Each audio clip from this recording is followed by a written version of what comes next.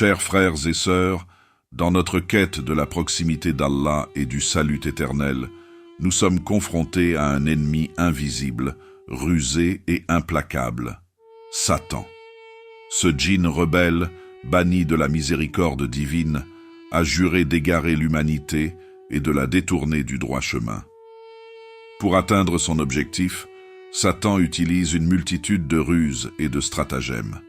Il s'adapte à chaque individu, exploite ses faiblesses et lui tend des pièges subtils. Mais l'islam, religion de lumière et de guidance, nous met en garde contre les machinations de Satan et nous offre les armes pour les déjouer. Dans cette vidéo, nous allons explorer en profondeur les 3 ruses principales du diable, telles qu'elles sont décrites dans le Coran et la Sunna. En comprenant ces méthodes, nous pourrons mieux nous protéger et renforcer notre foi. Première ruse, l'oubli. L'oubli est l'une des armes les plus puissantes de Satan. Il s'efforce d'effacer de nos cœurs le souvenir d'Allah, de ses commandements et de ses promesses. Il nous pousse à négliger nos obligations religieuses, à retarder nos prières, à oublier la lecture du Coran et l'invocation. Exemple. Oublier l'heure de la prière. Oublier de réciter les zikrs, invocations, matin et soir. Oublier de payer la zakat. Oublier de se repentir de ses péchés. Comment se protéger? Cultiver le dhikr, le souvenir d'Allah, en tout temps. Organiser son temps et se fixer des rappels pour les obligations religieuses. S'entourer de personnes pieuses qui nous rappellent Allah. Demander à Allah de nous protéger de l'oubli. Deuxième ruse, le désespoir.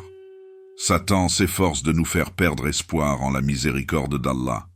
Il nous rappelle nos péchés passés, nous fait douter de notre capacité à changer et nous pousse au désespoir. Il nous murmure que nos efforts sont vains, que le pardon est impossible et que l'enfer est notre destin inévitable.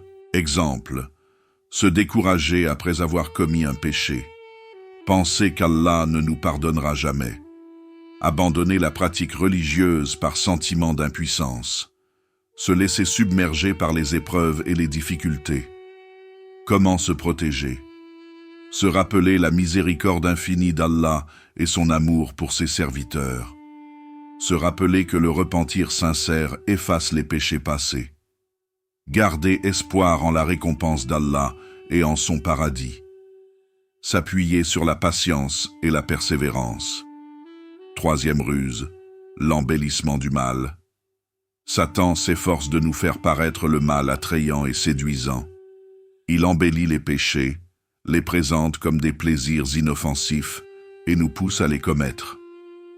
Il nous incite à suivre nos passions, à succomber aux tentations et à nous éloigner de la voie d'Allah. Exemple. Présenter l'alcool comme un moyen de se détendre et de s'amuser. Présenter les relations hors mariage comme une expérience libératrice. Présenter la richesse et le pouvoir comme des signes de succès et de bonheur. Présenter les mauvaises actions comme des actes de courage et de liberté. Comment se protéger? Se rappeler les conséquences néfastes du péché dans ce monde et dans l'au-delà. Cultiver la piété et la crainte d'Allah. S'entourer de bonnes influences et éviter les mauvaises fréquentations. Demander à Allah de nous protéger des tentations et de nous guider sur le droit chemin. Chers frères et sœurs, Satan est un ennemi rusé et persévérant. Il ne cessera jamais de nous tenter et de nous égarer. Mais en étant conscients de ses ruses, en nous armant de foi et de piété, nous pouvons le vaincre et protéger notre âme. N'oublions jamais que Allah est plus puissant que Satan. Il nous a donné le libre arbitre, mais il nous a aussi donné la guidance et les moyens de résister aux tentations. Soyons vigilants, persévérants et confiants en la miséricorde d'Allah. Qu'Allah nous protège des ruses de Satan et nous guide sur le droit chemin. Amin.